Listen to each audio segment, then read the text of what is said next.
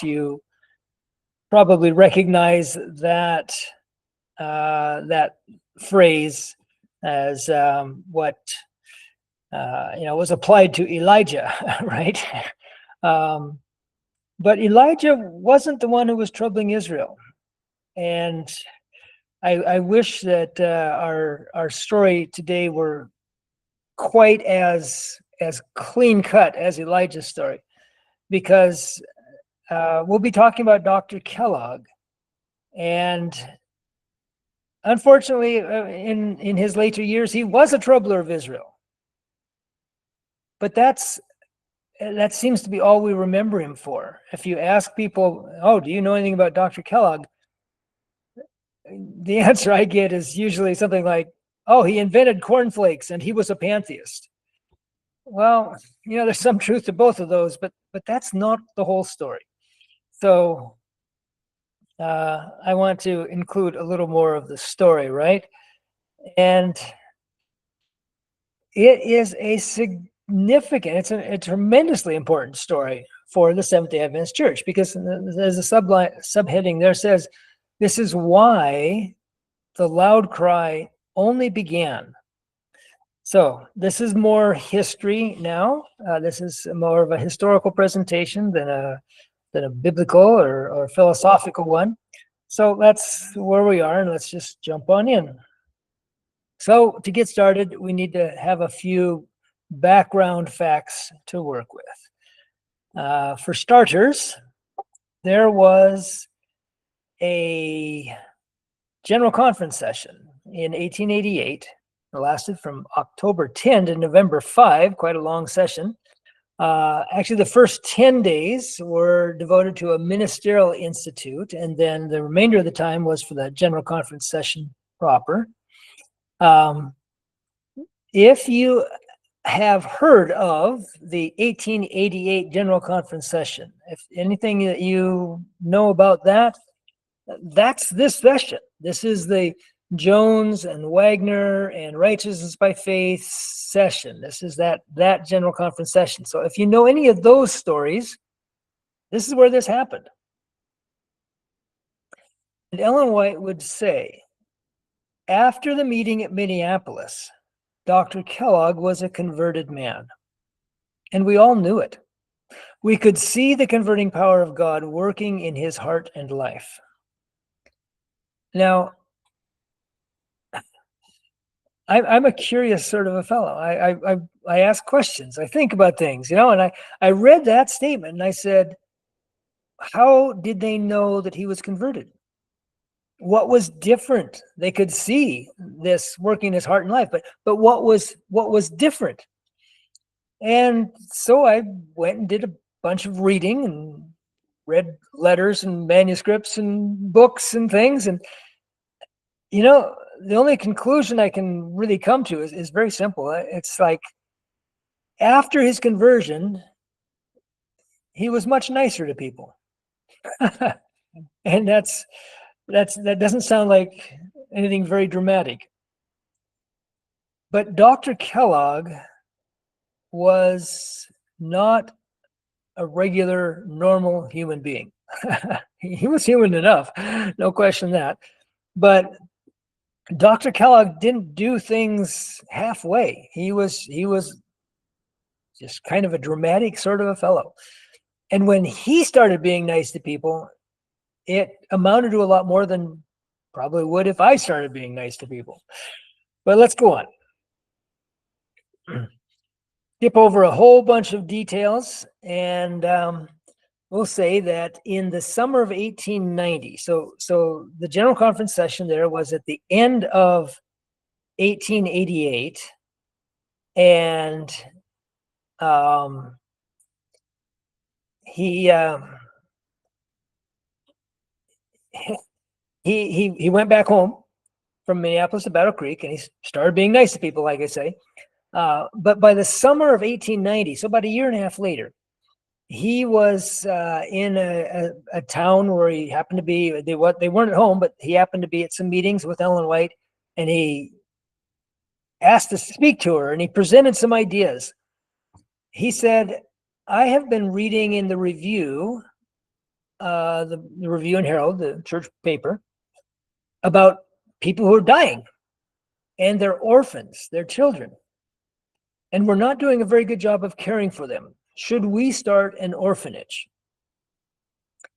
And Ellen White said it was a great idea. She said that it's something that should have been done years before. Now, I have to throw in a bit of a caution right here, because what Ellen White was saying is that the church should definitely care for their own orphans. Ideally, if parents happen to be killed, ideally family would take care of the children. If family can't do it, then the church, the local church, should take care of them. But if that doesn't work for whatever reason, she said, yes, we should have an orphanage. By all means, our members, we should care for their children. Dr. Kellogg, with good intentions, but his tendency to do things on a grand scale, he went further with that idea than she had intended. But nonetheless, at heart, it was a good idea. Okay, so that was the summer of 1890. The next February, in 1891, they had another general conference session. So Dr. Kellogg made some presentations at that session. This is what he said. I have given quite a good deal of thought and study to this subject. My wife and I have given considerable attention to this work for a number of years. We have been planning to raise 40 or 50 children ourselves. Just as fast as we can get any money, we will invest it in children. I have done this for several years. Every single dollar that can be saved from other necessary expenses goes into the education of children. I do not believe we have any right to accumulate money. I think as long as we are well and have God's blessing upon our work, it is our duty to spend what we earn in God's work. I do not believe that in this age, any man has a right to accumulate money. Now, those two excerpts were taken from a larger context, of course. But did he really mean this? Were they really going to raise 40 or 50 children? That does seem like a lot of children. And this idea of not accumulating money, was that really what did he mean what it sounded like? Well, I don't have a lot of information about his bank account. I can tell you that he never accepted a salary from the Battle Creek Sanitarium. He lived off of the royalties of his books. He wrote about 50 books in his lifetime. And from the sales of his books, that's what he lived off of. But as to raising children, I can tell you that they did raise 42. They adopted 17, and the rest were what we might call foster children. I don't know if that's a phrase that you use in Kenya or not, but they raised 42 kids. So when Kellogg said that he was had a strong interest, it was obvious to anyone who knew that he was heading that direction already and raising children. He and his wife never had children of their own, so all the children that they raised were adopted or cared for, fostered. Well, they set about the task. In 1891, the General Conference passed a motion, and they said, let's build an orphanage. And they elected a committee to be in charge of it. And they told them you can advertise or solicit funds in the Review and Herald. And so the committee went to work, and it was a lot of hard work, but it wasn't too mysterious. They had to raise some money, buy some property, put up a building, hire some staff, bring in children, and then care for them. That's a lot of work, but it wasn't particularly mysterious.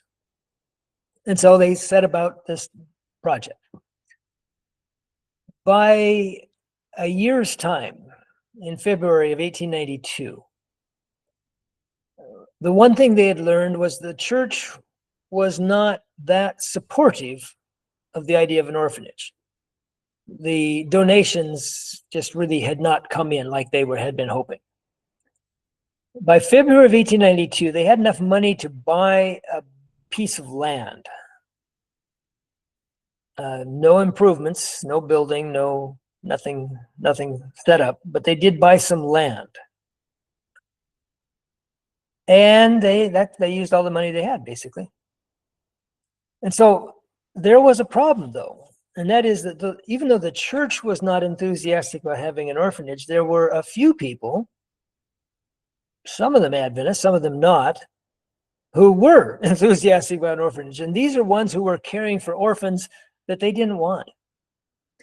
And so children began arriving in Battle Creek, 4-year-old kid on a train with a little note pinned to his shirt that said, Robert, 4 years old, Battle Creek Orphanage.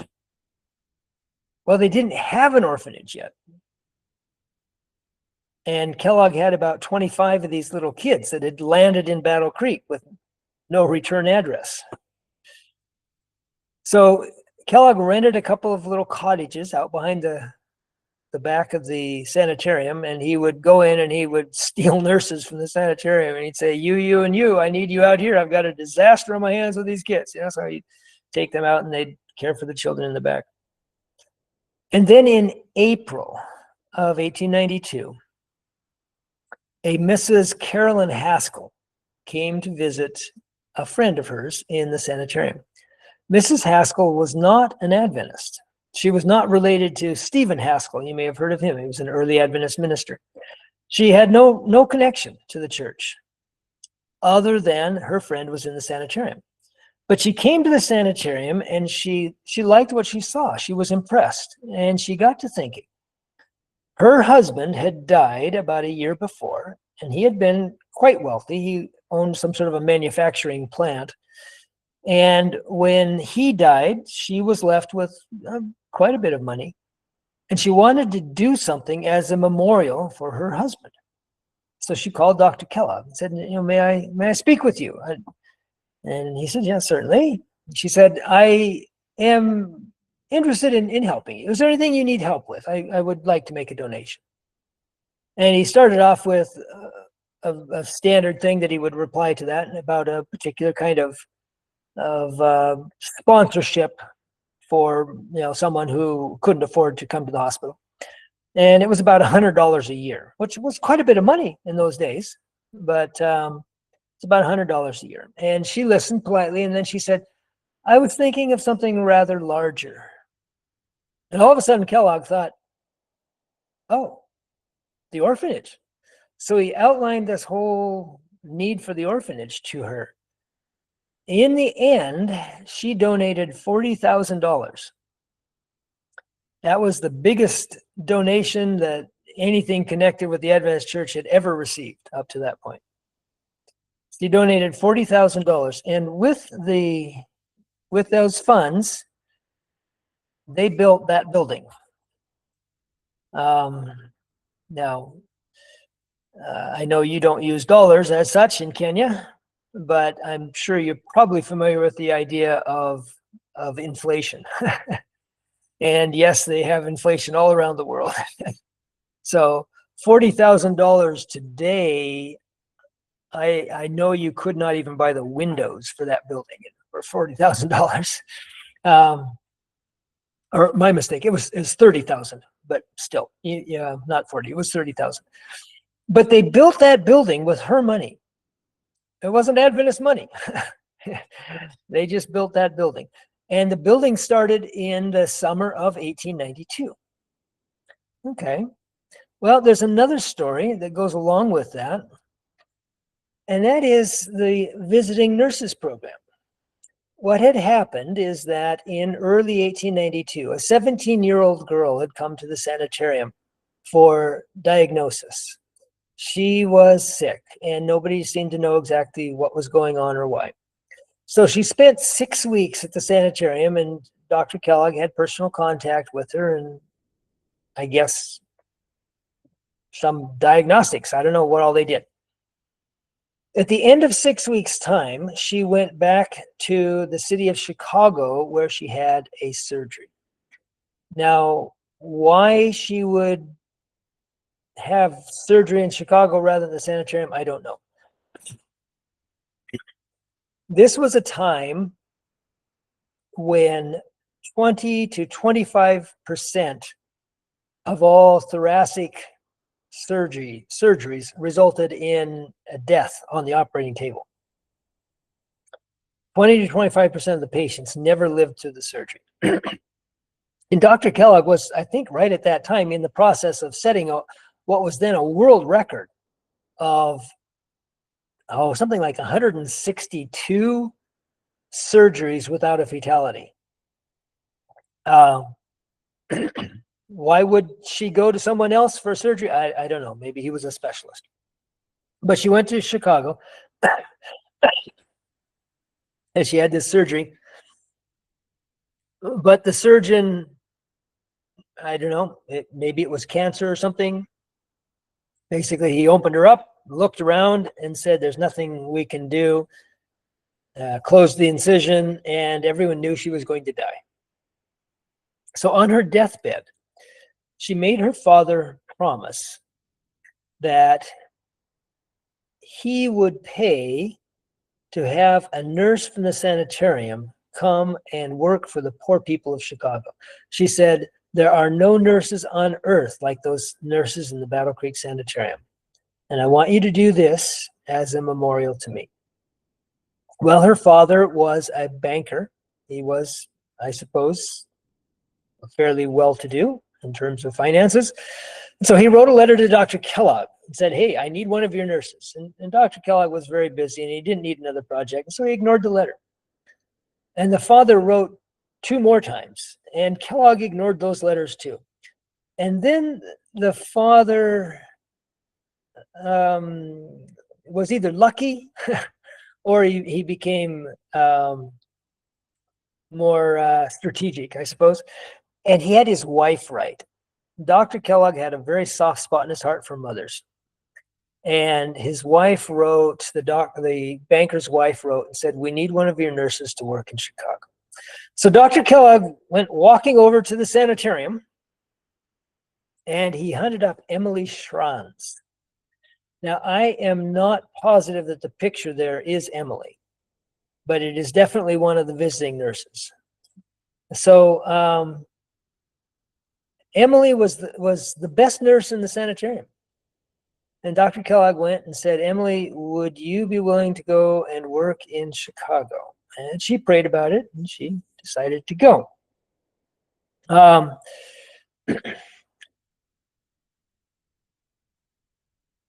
It was in some ways dangerous work because when Dr. Kellogg took Emily down to Chicago, he went to the police.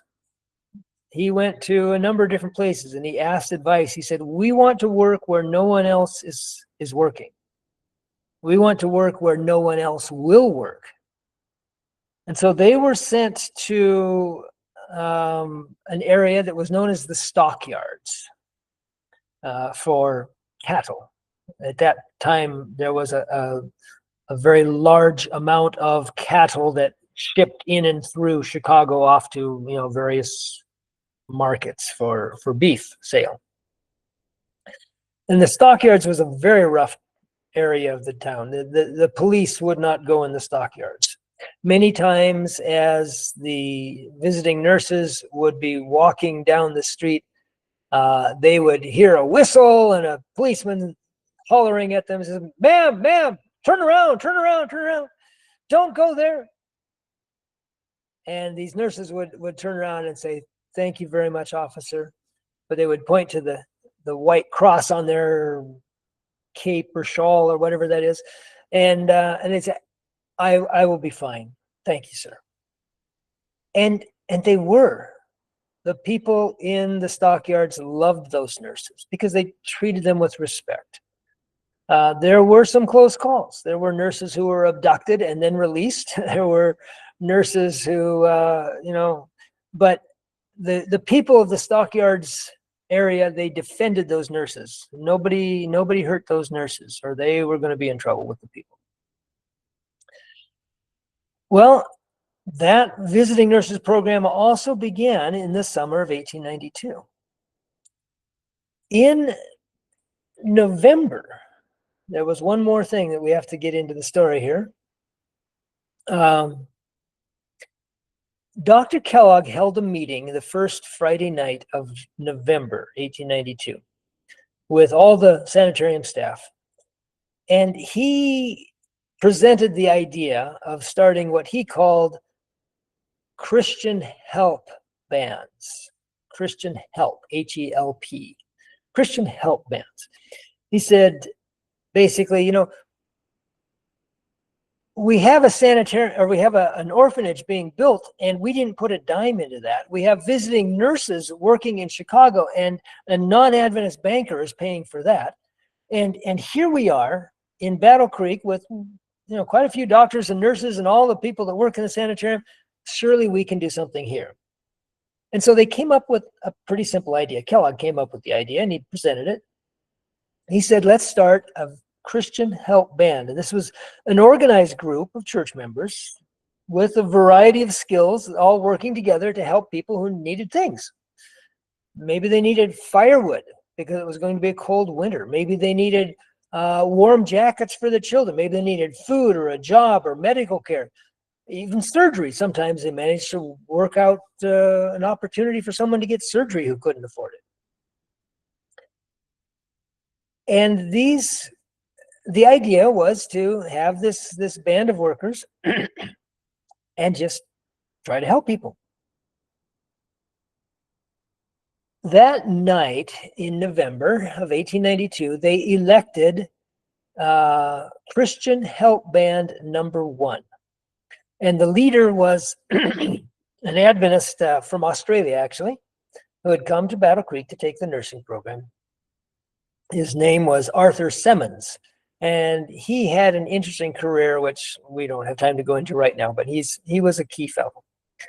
And so the Christian Help Band, as originally envisioned, consisted of one leader, that was Arthur Simmons in this case, 2 middle-aged women who were known as mothers helpers. Their job was to go door to door in the section of town. Every Christian help band was assigned a section from this street to this street and this avenue to that avenue, whatever. That's your block of town. And these mothers helpers would go to every door and knock on the door and ask, how's everybody doing? You know, are you well? Are you, do you have enough food? Do you have enough firewood? Do your children have warm clothes? Whatever the needs were. That was their job, is just to go find out what the needs were. And then there were 3 young men known as burden bearers, and their stuff was just, I guess, or their job was just basically to move stuff around and pack things around and get it to the right spot. And then there were 2 nurses, and then there was a Bible worker. And that made a team of 9 workers. That was the Christian Help Band. Nobody was paying them. This was all self-funded. That was actually a good thing, I think, and we'll come to that maybe later on. So all of these things began in 1892. And then there's one more really important event. In 1892, November 22, Ellen White's comment that the loud cry of the 3rd angel has already begun in the revelation of the righteousness of Christ. That was published in the Review and Herald. Just a couple of weeks after the formation of Christian Help Band number 1. And that brings us to the important point of our story, and that is the loud cry. If you remember your Adventist end of times chart, right?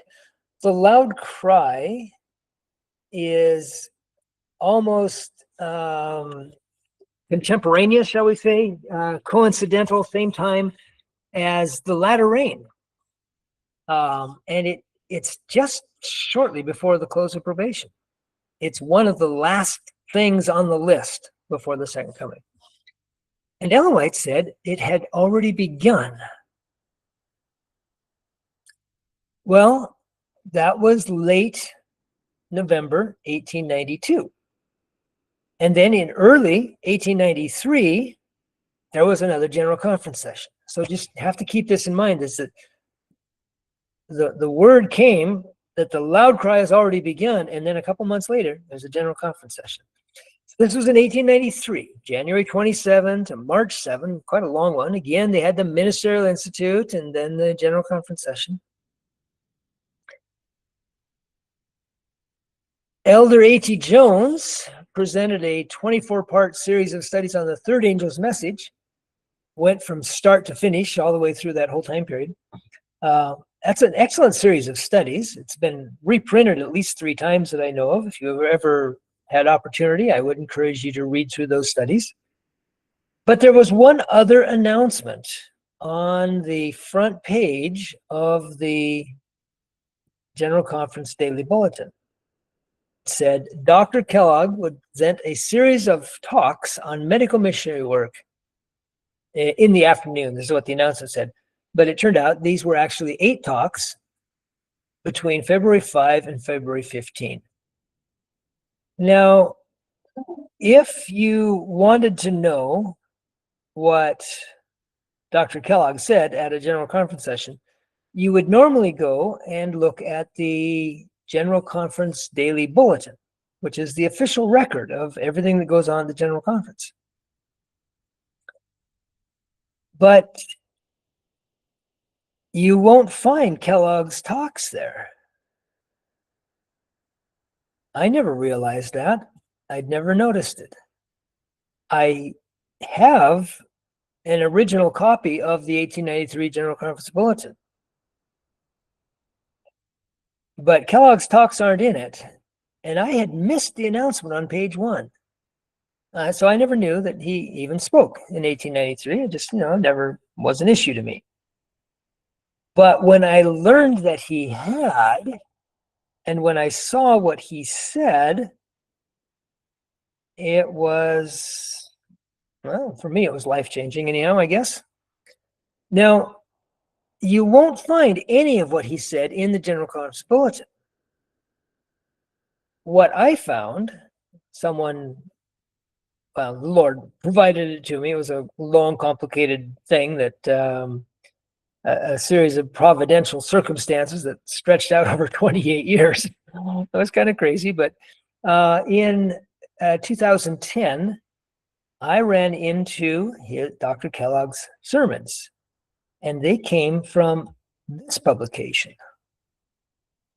This is the Medical Missionary. It was a magazine published monthly under the auspices of the International Health and Temperance Association and printed by the Good Health Publishing Company of Battle Creek, Michigan. That was Kellogg's magazine. It was a sanitarium magazine. It wasn't officially a church magazine. It was from the sanitarium. And Kellogg's speeches, his presentations at the 1893 General Conference session were printed in this. You notice at the very top there of my picture, it says extra number 1. This wasn't a normal monthly issue. This one was special. And right on the cover, below that's the masthead, and right on the cover, it said this. This extra number of the Medical Missionary and another extra number which will succeed it comprise an abstract of the addresses pertaining to medical missionary work delivered at the, we would say, recent Seventh-day Adventist General Conference and the Ministerial Institute preceding it, together with the business transacted by the Sanitarium Association and the International Health and Temperance Association and the organization of the Seventh-day Adventist Medical Missionary and Benevolence Association. Okay, so what that says is that all of the presentations by Dr. Kellogg and all the business proceedings of the organizations Kellogg was involved with would be in 2 extra editions of the Medical Missionary, but not the General Conference Bulletin. No reason was given until the next paragraph. This number of the extra is made up, except when otherwise stated, of addresses delivered before the Institute in the General Conference by Dr. John Harvey Kellogg. It should be further stated that these extra numbers of the medical missionary will be sent to all subscribers to the General Conference Bulletin, which should have contained the same matter. But the funds raised for the publication of the bulletin having been exhausted, the publication of the report of meetings and other matters pertaining to medical mission work and medical missionary and benevolent work was undertaken by the medical missionary. Now, I don't know all the details, but I can tell you that that explanation is actually nonsense. The General Conference Bulletin is not printed as a single publication. It's printed in more or less daily installments. That's why it's called the General Conference Daily Bulletin. Kellogg's first talk, well, in that year, there were 26 installments, like 16 pages or 24 pages or 32 pages each, 26 different daily issues that came out, not actually daily, but every other day or so. Kellogg's first talk would have been in the 6th of those 26, but it wasn't. And we're supposed to believe that some sharp accountant figured out that the only way they could stay on budget was to not print any of the meetings that involved Kellogg at the sanitarium. I doubt that. I just doubt that very highly. I would guess, and this is just my guess, but I would guess that there were people who had concerns with what Kellogg had said at the last General Conference session. And they just simply said, we don't want whatever he says. And so they were left out, and consequently, it was really, they were ignored for more than a century. But what had he said? What had he said the last time that would get people concerned or upset? Well, this is just one example. In this case, Dr. Kellogg was telling the history of health reform in the Adventist Church. According to his account, health reform got off to a great start. But then people began to emphasize other things, and the health issue kind of got forgotten. Eventually, there was a backsliding. People weren't being as enthusiastic or as careful as they had once. Kellogg described it like this. He said, the backward movement continued, however, until it seemed almost like a stampede. Men and women who had for years testified to the great benefits received from the adoption of health principles suddenly discovered that health reform did not agree with them, that 2 meals a day were insufficient to support a working man, especially brain workers who need more nourishment than those who use their muscles only, that good beefsteak was necessary for good health, that good cheese was essential to good digestion, and a cup of strong tea now and then to relieve sick headache, not particularly objectionable, and possibly of service as a preventative. Now, I do hope you're catching the sarcasm here. Everything Kellogg just said, of course, he did not agree with. And he's saying that the people were backsliding, that, now they what they had rejoiced in and benefited from, and their health had improved because they'd made some changes in their lifestyle. Now they were deciding, well, we don't really need those changes. We can go ahead and do this other stuff. Kellogg goes on. He says, the provision stands and boarding tents at camp meetings ceased to be object lessons for our people and those not of our faith in healthful dietetics.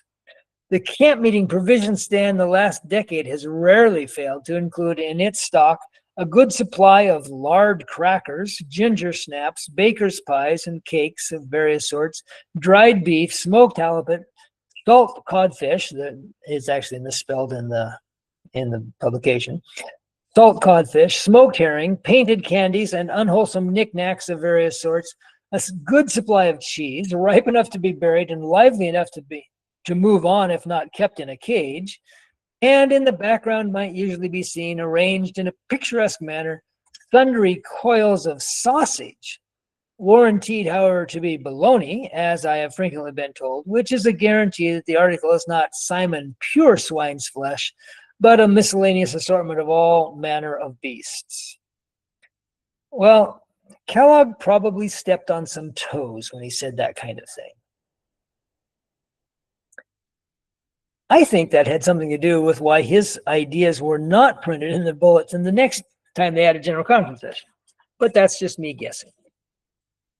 But back to 1893. What did Dr. Kellogg say in 1893? Well, he started off with a very simple idea. He said, I want to show you from the Bible that as Christians, we should be doing good works. So he quoted a lot of Bible verses like this.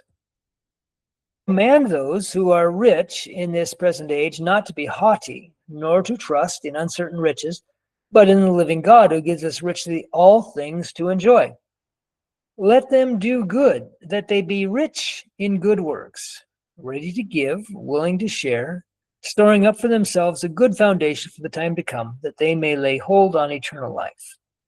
Okay, that's Paul writing to Timothy. Fairly simple idea. Let them be rich in good works.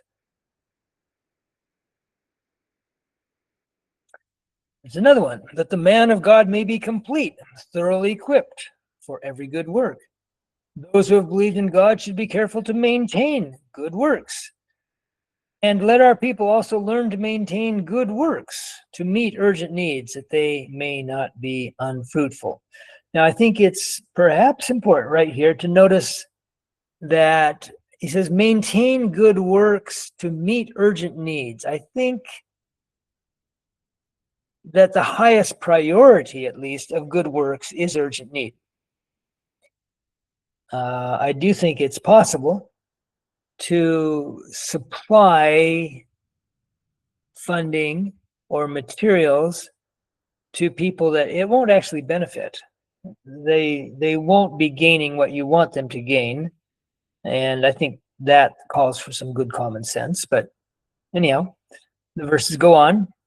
That he might redeem us from every lawless deed and purify for himself his own special people, zealous for good works.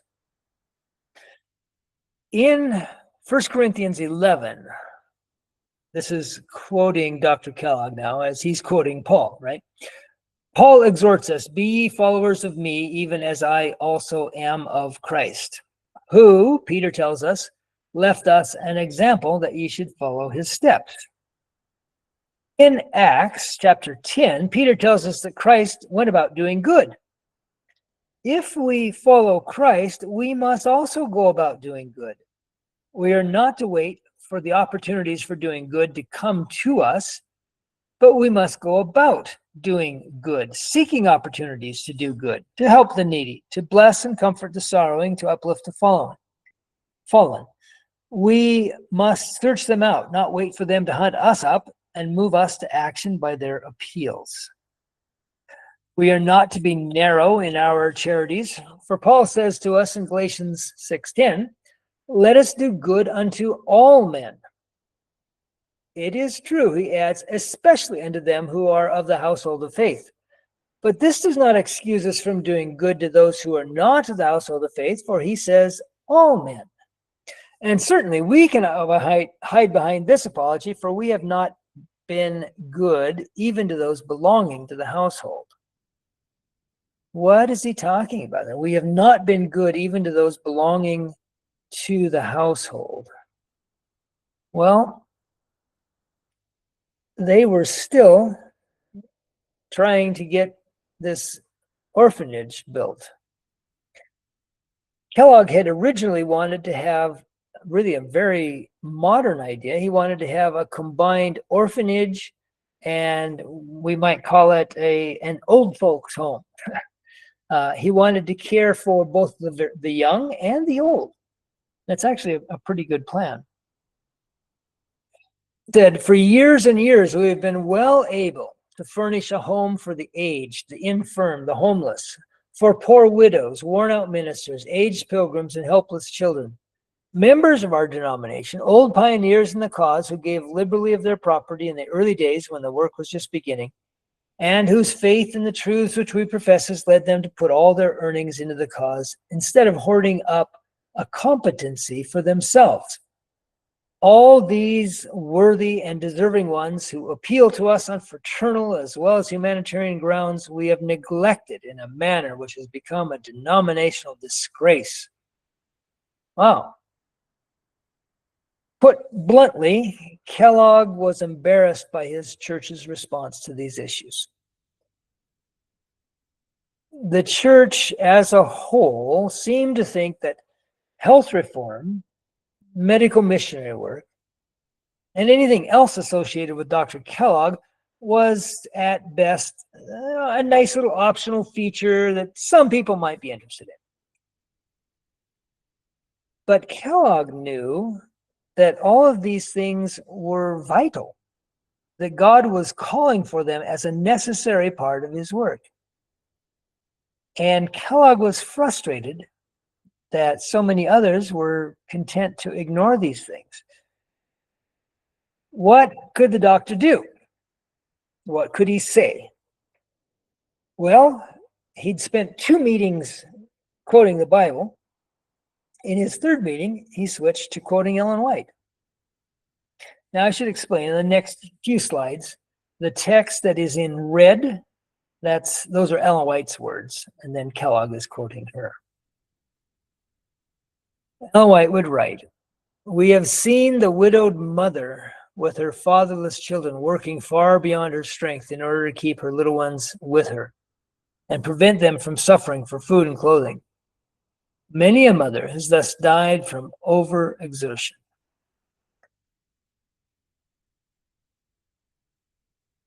And Kellogg said, we aren't paying any attention. We aren't doing anything to help these people. This is what he actually said. "A mother who has the true instincts of self-respect will not go from door to door begging. She will suffer rather than complain.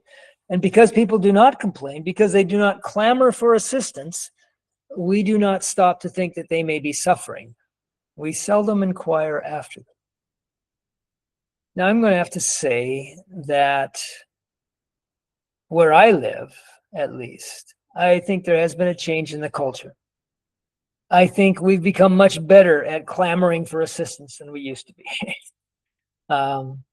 It used to be that it was a matter of self-respect and just personal pride and integrity that no, you would not ask for charity. We're much more quick to ask for charity now, it seems to me. But Dr. Kellogg went on. "How little has been done by us as a people for this class." Of course, that's Ellen White he's quoting. "Please think of that," he said. This was said 2 years ago. I always find that funny. 2 years ago. He says, we haven't done anything in 2 years. How could we have not done anything about this in 2 years? And here it's been 130 years. And we haven't done a whole lot. That was said 2 years ago. How little has been done by us as a people for this class. For mothers, for widowed mothers, Kellogg says. Have we not come far short of our duty? We are not doing as much as is done by other denominations. Kellogg says, now, I don't say this, the Lord says it. He's saying Ellen White wrote this, not me. Don't complain to me. This is what Ellen White wrote.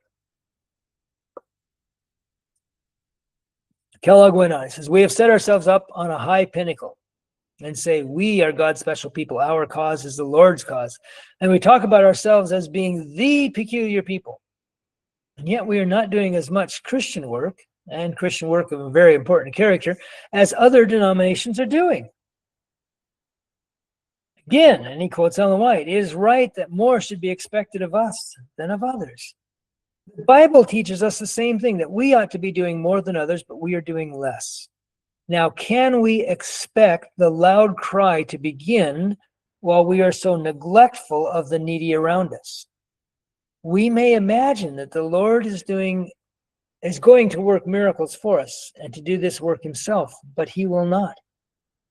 We need not expect that the loud cry will begin until we do what the Lord wants us to do. Now, right here, Dr. Kellogg crossed a line that was a bit too much for someone in the congregation. Notice what he says here. He said, can we expect the loud cry to begin while we're neglecting this? And Ellen White had said the loud cry had already begun. And so someone in the audience seems to think that Kellogg was wanting to argue with Ellen White. And that, I can say, is the last thing on his mind at that point. At this time in 1893, Dr. Kellogg was the strongest supporter of Ellen White in Battle Creek. He was not trying to argue with her. But someone speaks up in the audience and he says, the loud cry has already begun. Kellogg said, we ought to be able to show that we are doing what the Lord says should be done first. If there's something that has to happen before the loud cry and we're not doing that something, then that seems a little odd, doesn't it? But the guy in the audience says, it has begun. He's not backing down.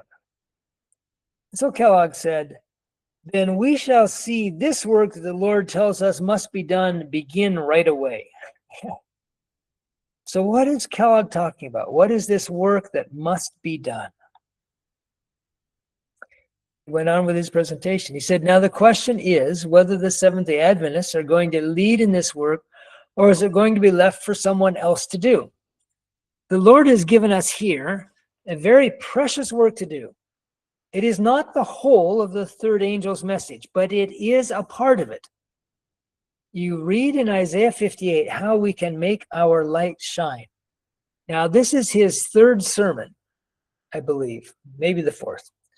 This is the first time he mentioned Isaiah 58 in those 1893 talks.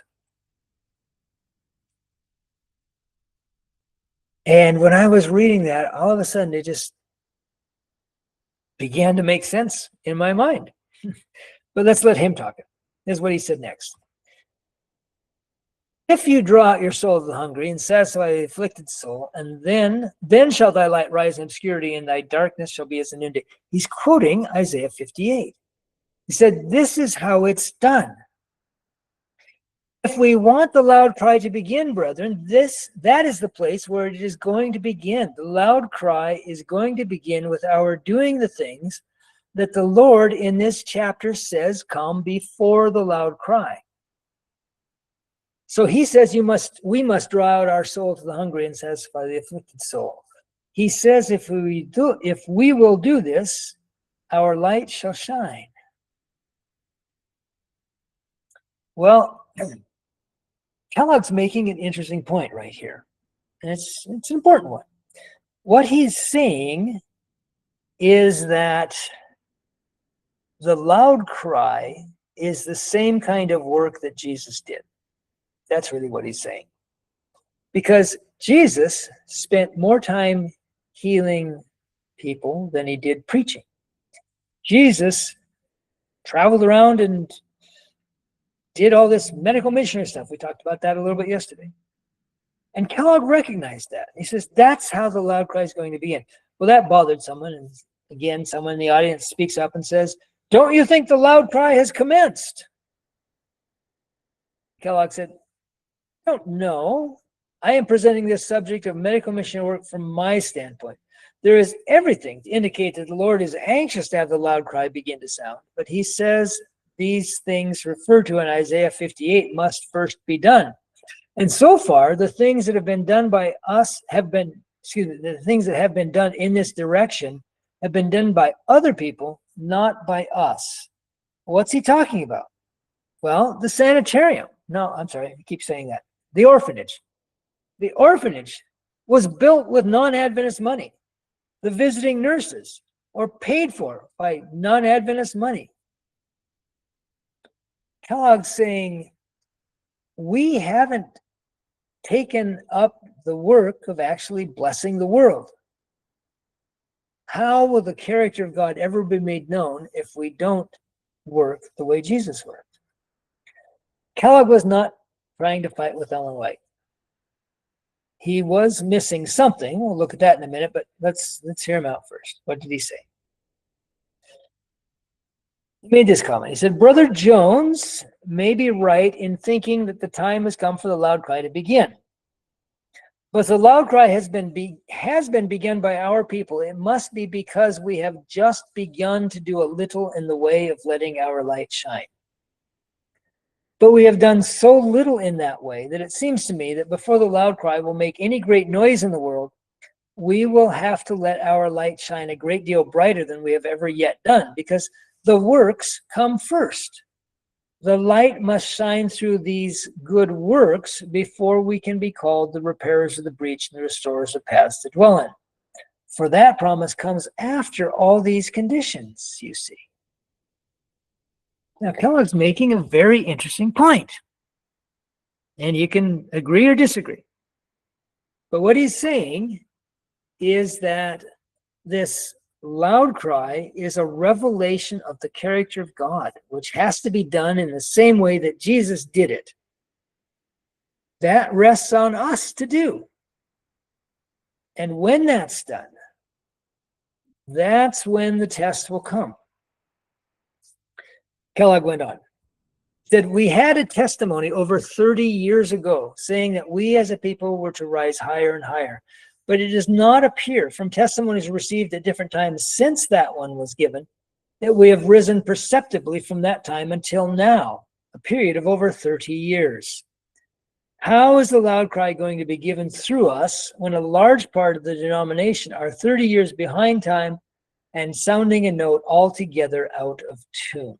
What's he talking about? Generally, he's talking about health reform.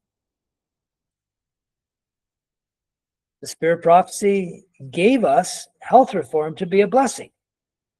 God specified, these are the things that will promote your health. These are the things that will keep you from getting sick. These are the things that will make you a better witness. And for a time, the church had been happy to receive and act on those things, and then gradually began to, well, we don't need to worry about that. We don't need to worry about that. We don't need to worry about that. Let's just live the way everybody else lives. Kellogg went on. We must do the work which the Lord has told us to do, and which we have left undone. We must do our duty in relation to health principles, that's your health reform, and benevolence, that's your Christian health bans, in connection with other questions. We must heed the light and accept the whole truth before we can expect the Lord to sound the loud cry through us.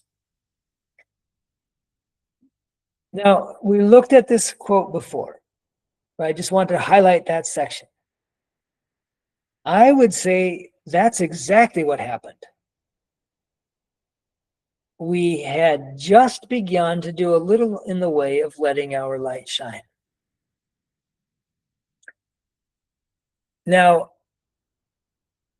Ellen White said that the loud cry had begun in the revelation of the character of God, of Christ, I guess that's revelation of the character of Christ. Did anyone else know that? You know, it wasn't on the front page of the New York Times. It wasn't anywhere. There was no public announcement that the loud cry has begun, except for Ellen White. We probably never would have thought of it if it hadn't been for her statement. I think that this is a pretty accurate description. The loud cry began, as Ellen White said it did. But it began just because we as a church, as a people, had begun to do a little in the way of letting our light shine. Well, this is as close as Dr. Kellogg came to getting a handle on everything, at least at this time. The problem is that Kellogg had a vision of what the Lord was calling for in medical missionary work, but he confused what was needed for the loud cry to finish with what the Lord was willing to accept to say the loud cry had begun. Does that make sense? Certainly, when Ellen White wrote that the loud cry had begun, nobody would have been able to say, well, that's the loud cry right there. When it was over, then you would expect it would be much more clear. But what was being done? I want to take a look at her statement This is what she actually wrote. She said, the time of test is just upon us, for the loud cry of the third angel has already begun in the revelation of the righteousness of Christ, the sin-pardoning Redeemer. This is the beginning of the light of the angel whose glory shall fill the whole earth. I want you to notice one word in particular. Right there. This was a revelation of the righteousness of Christ. It was not a proclamation. Oh, I didn't say proclamation. She said a revelation. And there's a difference. A proclamation is something that you say. A revelation has to be something that the people can see. And medical missionary work is perfectly calculated to be that visible element of God's work.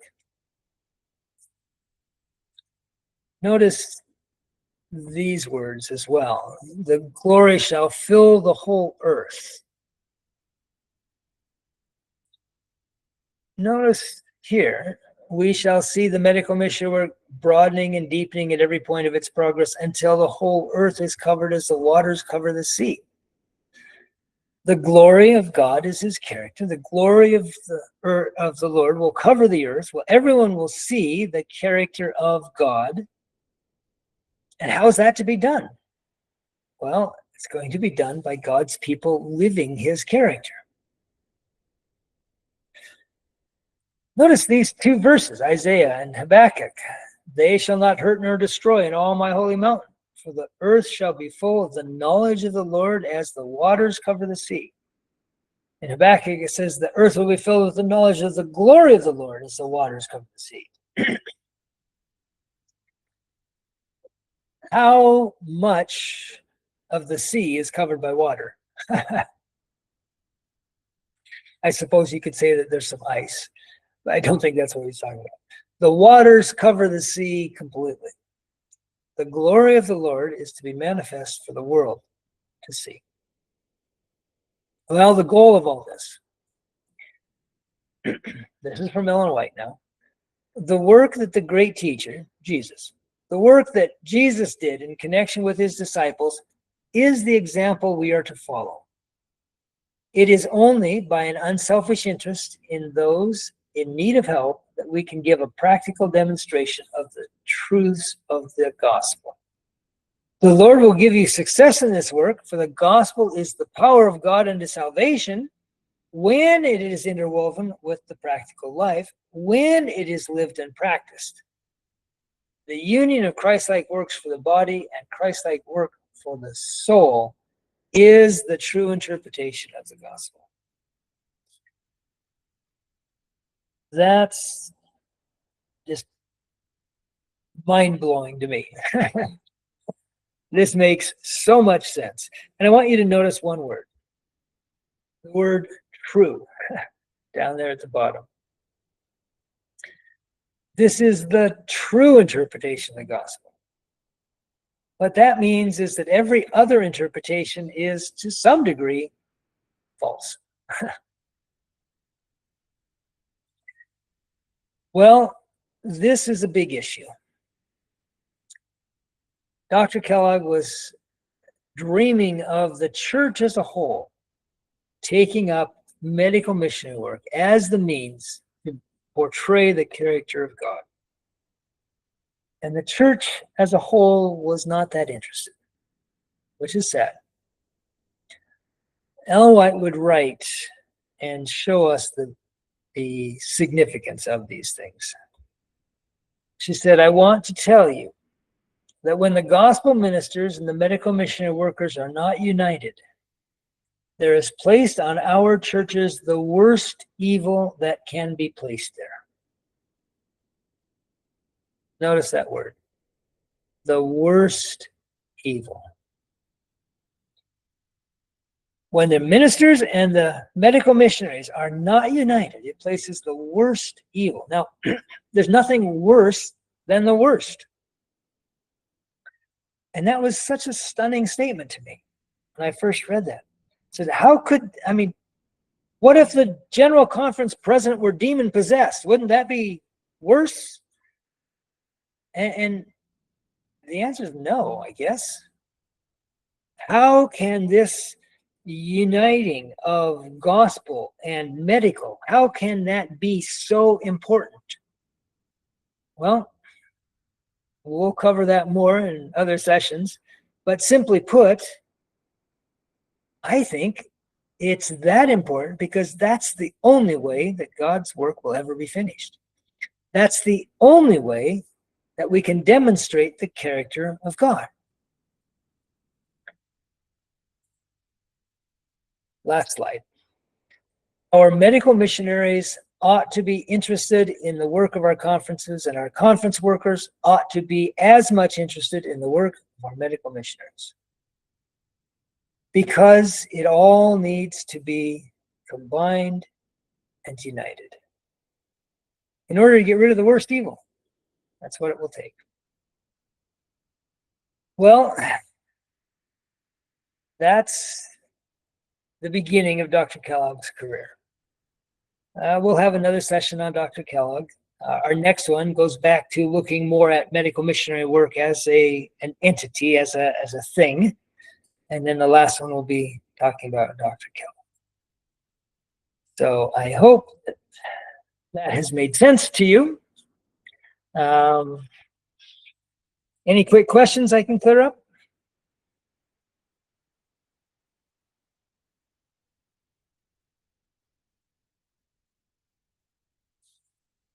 Yeah, thank you very much for the presentation, Dave. It has been very eye-opening to me, and I hope it has been to each and every one of us. Yeah, for anyone who has questions, maybe you can either put them in the chat box or you can unmute and ask.